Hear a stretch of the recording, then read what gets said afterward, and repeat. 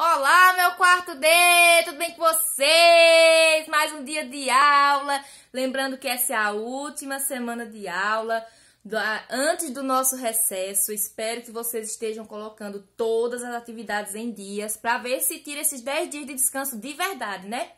Hoje é dia 13 de julho, terça-feira.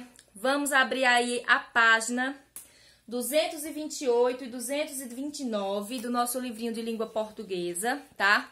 Mas nós só vamos ver as instruções, essas instruções aqui e essas instruções aqui, pra gente planejar, criar, escrever e passar a limpo um texto narrativo. Sim, a gente vem falando sobre textos narrativos, ó, há vários dias, né? E a gente sabe que um texto, um conto, um texto narrativo, ele precisa primeiro ter os personagens principais. Aqui, ó, nessa página 227, temos aqui, ó, os personagens principais, quando os fatos acontecem, né? Tipo, no inverno, no verão, ou se você quiser colocar uma data explícita, né, mais clara. Onde acontece, ou seja, um lugar, se vai ser numa floresta, numa praia, numa praça, numa casa, entendeu? O narrador, ou seja, quem narra, sempre é uma pessoa que está contando a história. E o enredo. O enredo é aquele conjunto que forma a história, que vem com a situação inicial, vem com a complicação ou conflito, o clímax, né, o ponto alto, que fica mais interessante, que é onde chama mais a atenção do leitor, e o desfecho, o final, a resolução dos problemas que estava na história, tá certo? Aí vamos aqui ler sobre o planejamento do nosso texto, tá? Que vocês vão fazer no caderno. Atente para os elementos do enredo que não podem ser deixados de lado, que foi o que eu acabei de dizer, né? Personagem principal, narrador, onde acontece, quando acontecem as coisas. Observe o esquema preenchido para planejar a ordem que dará ao seu texto, ou seja, a ordem é essa aqui, ó. Situação inicial, complicação ou conflito, o clímax e o desfecho, né? Porque é como aquela história, é como aquela coisa. A história tem que ter pé e cabeça, né? Tem que ter o começo, o meio e o fim. Nada mais isso aqui, nada mais é do que um resumo de começo, meio e fim. Porque tem que ter um sentido. Não dá pra gente dizer que no começo do texto que a menina ganhou um sorvete, no meio do texto vai dizer que o sorvete caiu, e no final do texto vai dizer que a menina tá comendo o sorvete que ganhou no começo do texto. Não pode. Tem que ser numa ordem cronológica que aconteça os fatos pra gente entender a história, tá? Vocês são muito criativos, vocês vão tirar, ó, isso de letra. Não se esqueça de que você será apenas o narrador, ou seja, você que está fazendo o texto não pode se incluir no texto. Você não pode ser o personagem, você vai ser o narrador. Você vai criar outros personagens, lembrando dos personagens principais e dos outros que não são principais, mas eles embelezam a história e também participam da história, tá? Marque as falas com travessões ou aspas se houver diálogos na história. A gente só consegue definir a fala do narrador e a fala do personagem com o travessão na frente da frase, gente. Vejam esse texto, o Sapo e o Coelho, como base, tá? Ó, o narrador fala tudo isso aqui, o que estava acontecendo no texto. Aí, quando começa a fala dos personagens, como é que a gente sabe que é uma fala de personagem? Quando começa com travessão. Então, quando o seu personagem, o seu texto for falar, sempre coloque esse travessão pra gente ver que é a fala do personagem, pra gente mudar de voz. Se for uma menina, afinar a voz. Se for um menino, engrossar a voz. Se for uma voz, se for um texto assustador. Lembra como a gente fez o texto de suspense? Pra gente engrossar a voz. Entenderam? Aí a gente tem que saber... a gente só consegue definir a fala, só consegue identificar a fala do personagem se tiver esse travessão, tá? Tudo que eu falei aqui tá nessa página inteira e principalmente aqui.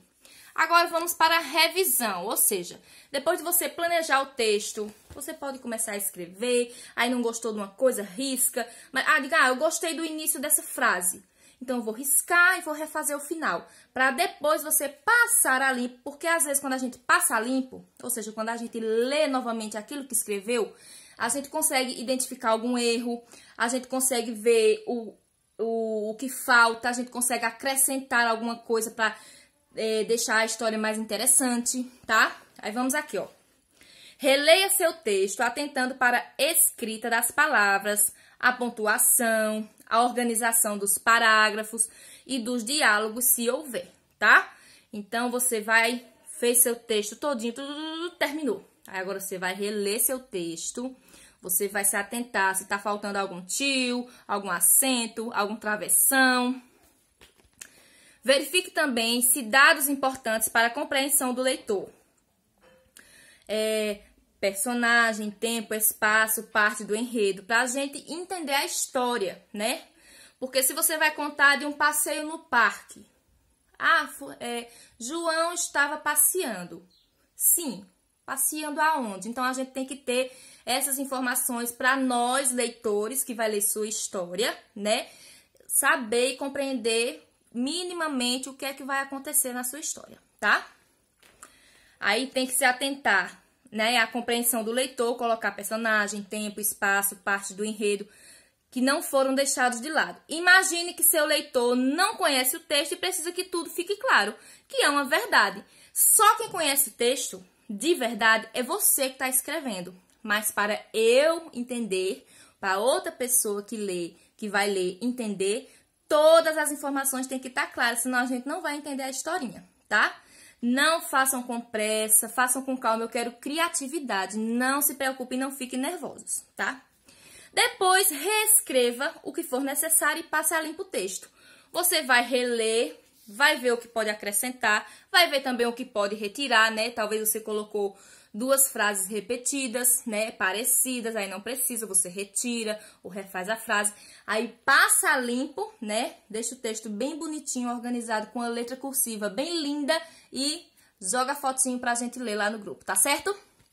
Concluiu o texto, concluiu todas essas diquinhas, acabamos aqui a nossa atividade de língua portuguesa. A de matemática é na página 181, continuação do nosso exercício de ontem sobre leitura de gráficos, tá? Ontem a gente fez a da página 180, hoje é da página 181. O gráfico de hoje, vamos ler pelo... Como é que a gente sabe o gráfico? Pelo título do gráfico, ó. Quantidade de bibliotecas públicas no Brasil por região em abril de 2015. Ó. Aí nós temos aqui as 5 regiões do nosso país. Norte, Nordeste, Centro-Oeste, Sudeste e Sul. E aqui nós temos as quantidades de bibliotecas de cada região do país. Temos todas essas informações, já podemos responder as atividades aqui, pessoal. Não tem erro, tá? Eu acho que eu não vou nem ler, porque todas as respostas estão aqui no gráfico. Todas, todas, todas. Não tem complicação, tá? Eu já vi isso aqui, tá bem facinho, só são 3 perguntinhas, tá bom? Ó, vou ler essa aqui de baixo, pode ser que vocês não entendam direito, eu vou explicar. Agora, complete as frases a seguir de acordo com as informações do gráfico. A região tananã é a que tinha menos biblioteca pública em abril de 2015. Ó. Aí aqui, isso aqui é tudo de abril de 2015, né? Pelo título. Aí, qual é a região que tem menos? Aí você vai completar a frase. A região é a que tinha menos. E assim é as outras 3 frases. Tá muito fácil, eu não vou nem ler porque tá muito fácil, gente. Por favor, vamos botar a Cookie para funcionar, que eu fico dando resposta demais para vocês, né? Agora vamos para nossa aula de geografia. Nas terças-feiras temos aulas de geografia, página 16 e 17, tá? Limites territoriais. Ó. Aqui, observe, tá pedindo para observar essa fotografia, essas 2 fotografias. Temos aqui 2 placas, né? Em uma tá dizendo assim, limite de municípios. Capivari de Baixo e Tubarão. Ou seja, esses dois nomes são dois municípios. Eu não sei se vocês já viram. Eu acho que tem uma...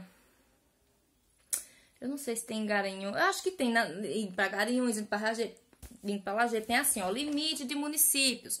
Aí tem Jupi, Garanhuns. Se for sentido Lajeado, vai ter Jupi, Lajeado, porque é o limite, é onde um município termina e o outro começa, tá? É ali onde fica a placa.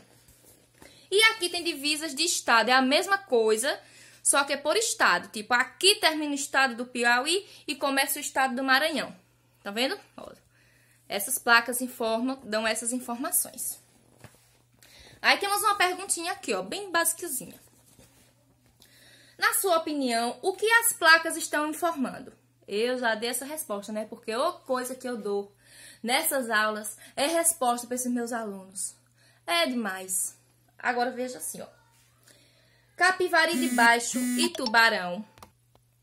Capivari de Baixo e Tubarão são municípios vizinhos. Os estados do Maranhão e do Piauí também são vizinhos.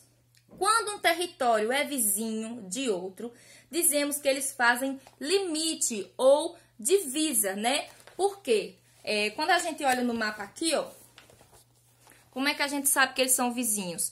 Porque é um encostadinho no outro, ó. Aqui tá o Maranhão e aqui tá o Piauí. Aí, quando a gente tá dirigindo de carro, né? Aqui ele tá dividido por um rio. Tem um rio que divide aqui, ó. Mas também temos acesso por carro, tá? Aí, quando eles são vizinhos, a gente consegue ver essas placas, essas divisas, né? Que aqui terminou o estado e depois dessa placa já é um outro estado, tá? Que são vizinhos. E isso se chama a divisa, o limite, quando eles são vizinhos, tá? Os territórios do Brasil, das unidades da federação, ou seja, dos estados e dos municípios, possuem limites que são demarcados por elementos humanos e naturais. Os elementos humanos são usados como limites. Os elementos humanos usados como limites são ruas, estradas, linhas imaginárias, como na placa. Na placa é como se aqui, ó, veja que ela está na rodovia.